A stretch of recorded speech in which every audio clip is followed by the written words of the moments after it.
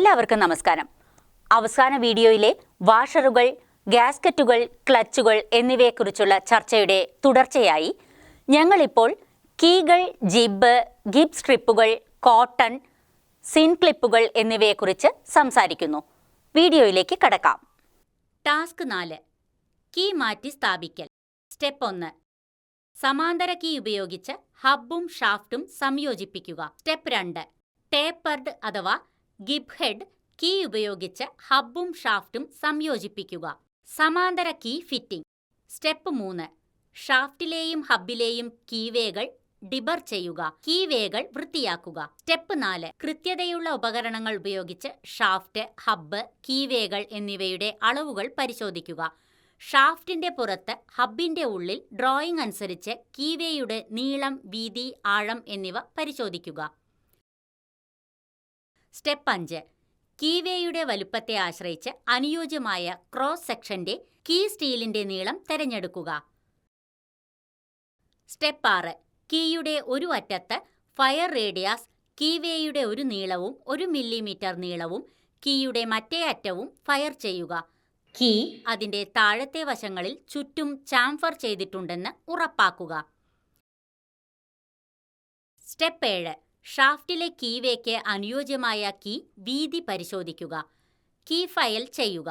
അതുവഴി ഷാഫ്റ്റിലെ കീവേ ഉപയോഗിച്ച് നേരിയ tap fit / light keying fit അഥവാ K7H6 ആയിരിക്കും. സ്റ്റെപ്പ് 8. ഹബ്ബിലെ കീവേയുമായി സ്ലൈറ്റ് ടാപ്പ് ഫിറ്റ് കിട്ടുന്നുണ്ടോ എന്ന് പരിശോധിക്കുക. സ്റ്റെപ്പ് 9. കീയുടെ എല്ലാ വശങ്ങളിലും താഴത്തെ ഭാഗത്തും പ്രഷ്യൻ നീല പുരട്ടുക. അതുവഴി കീവേയിൽ കീയുടെ പ്രോപ്പർ ബിയറിംഗ് നിർണ്ണയിക്കാൻ കഴിയും. സ്റ്റെപ്പ് 10. ഷാഫ്റ്റിന്റെ കീവേയിൽ കീ തിരുകി ഭാരം കുറഞ്ഞ മൃദുവായ ചുറ്റിക ഉപയോഗിച്ച് ടാപ്പ് തുറക്കുക. സ്റ്റെപ്പ് 11. ഷാഫ്റ്റിലെ ഹബ്ബിൽ ടാപ്പ് ചെയ്ത് ഷാഫ്റ്റിൽ നിന്ന് ഹബ്ബ് നീക്കം ചെയ്യുക. കീ പരിശോധിക്കുക. ഹബ്ബിന്റെ കീവേയുമായി കീ സമ്പർക്കം പുലർത്തിയ ഉയർന്ന സ്ഥലങ്ങൾ ശ്രദ്ധിക്കുക. സ്റ്റെപ്പ് 12. ഉയർന്ന സ്ഥലങ്ങൾ ലഘുവായി ഫയൽ ചെയ്യുക. കീയുടെ മുകൾ ഭാഗം ഏകദേശം 0.1 മില്ലിമീറ്റർ വ്യക്തമായിരിക്കണം. സ്റ്റെപ്പ് 13. ആവശ്യമുള്ള സ്ഥാനത്തേക്ക് ഹബ്ബ് ഷാഫ്റ്റിൽ ഘടിപ്പിക്കുന്നതുവരെ ഫിറ്റിംഗ്, ഫയലിംഗ് പ്രവർത്തനം ആവർത്തിക്കുക. ടാസ്ക് 5. ജിബ് മാറ്റി സ്ഥാപിക്കുക അഥവാ ക്രമീകരിക്കുക. സ്റ്റെപ്പ് 1. ഡോവ് ടെയിൽ സ്ലൈഡിൽ നിന്ന് ക്രമീകരിക്കുന്ന സ്ക്രൂകൾ നീക്കം ചെയ്യുക. സ്റ്റെപ്പ് 2. ക്രോസ് സ്ലൈഡിൽ നിന്ന് ഗിബ് നീക്കം ചെയ്യുക. സ്റ്റെപ്പ് 3. സ്ലൈഡ് ഉപരിതലങ്ങൾ വൃത്തിയാക്കുക.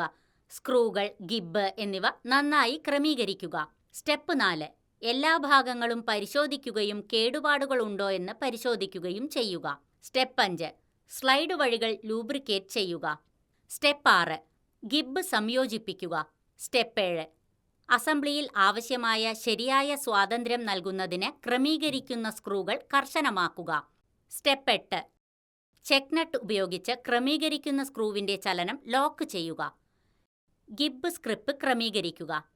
ലക്ഷ്യം: ഒരു ലേത്തിൽ ഗിബ് സ്ട്രിപ്പ് ക്രമീകരിക്കാനും അലൈൻ ചെയ്യാനും ഇത് നിങ്ങളെ സഹായിക്കും. സ്റ്റെപ്പ് 1. ലോക്ക് നട്ടുകളെ അഴിച്ചുവെക്കുക. സ്റ്റെപ്പ് 2. സെറ്റ് സ്ക്രൂകൾ നീക്കം ചെയ്യുക. സ്റ്റെപ്പ് 3. ഗിബ് പുറത്തെടുക്കുക. സ്റ്റെപ്പ് 4. എല്ലാ ഭാഗങ്ങളും വൃത്തിയാക്കുക. സ്റ്റെപ്പ് 5. പ്രഷ്യൻ ഗ്ലൂ ഉപയോഗിച്ച് ഗിബിന്റെ റൈറ്റ് നോസ് പരിശോധിക്കുക. സ്റ്റെപ്പ് 6. ക്രോസ് സ്ലൈഡിന്റെ സ്റ്റിക്ക് സ്ലിപ്പ് ചലനം തടയാൻ ഉപരിതലത്തിലേക്ക് വരാൻ ഗിബ് സ്ക്രാപ്പ് ചെയ്യുക. സ്റ്റെപ്പ് 7. എല്ലാ ഭാഗങ്ങളും ലൂബ്രിക്കേറ്റ് ചെയ്യുക. സ്റ്റെപ്പ് 8. ഗിബ് ഡോവ് ടെയിൽ സ്ലൈഡിലേക്ക് സംയോജിപ്പിച്ച് സ്ഥാപിക്കുക. സ്റ്റെപ്പ് 9.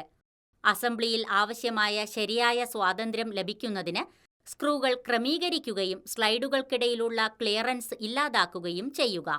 സ്റ്റെപ്പ് 10. ചെക്ക് നട്ട് ഉപയോഗിച്ച് ക്രമീകരിക്കുന്ന സ്ക്രൂകളുടെ ചലനം ലോക്ക് ചെയ്യുക. സ്റ്റെപ്പ് 11. ചെക്ക് നട്ട്സ് ഉപയോഗിച്ച് ലോക്ക് ചെയ്യുമ്പോൾ ഗിബ് ശരിയായ സ്ഥാനത്ത് ഉറപ്പിച്ചു പിടിക്കുക. സ്റ്റെപ്പ് 12. ക്രോസ് സ്ലൈഡിന്റെ പ്രവർത്തനം പരിശോധിക്കുക. ടാസ്ക് 6. കോട്ടർ മാറ്റി സ്ഥാപിക്കുക. സ്റ്റെപ്പ് 1.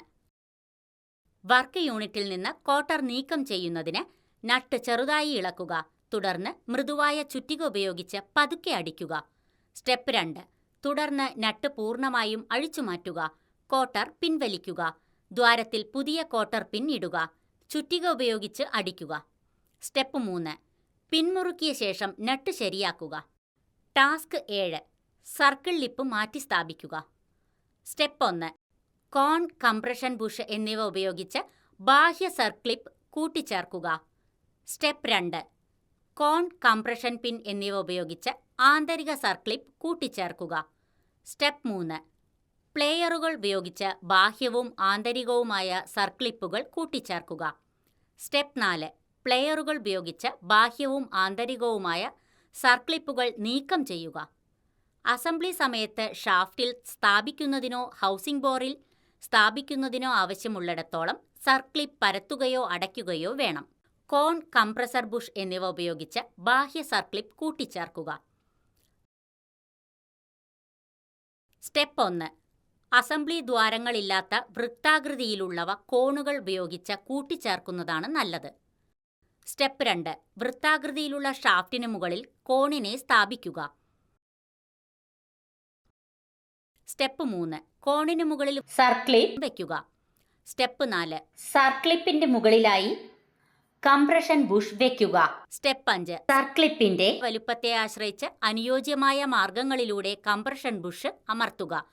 സർക്ലിപ്പ് കുഴിയിൽ ഇരിക്കുന്നതുവരെ സാവധാനത്തിലും സുഗമമായും അമർത്തുക.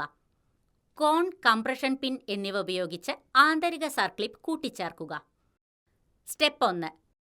വൃത്താകൃതിയിലുള്ള ബോറിനു മുകളിൽ കോണിനെ സ്ഥാപിക്കുക.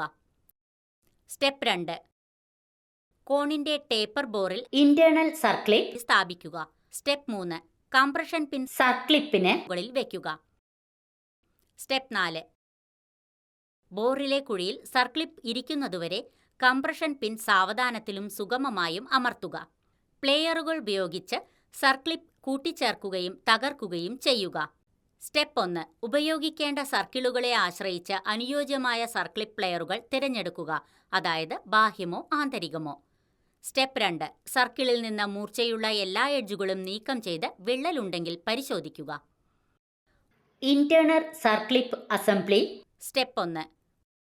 ഒരു ഇന്റേണൽ സർക്ലിപ്പ് പ്ലെയർ ഉപയോഗിച്ച് ഇന്റേണൽ സർക്ലിപ്പ് ഹോൾഡ് ചെയ്യുക.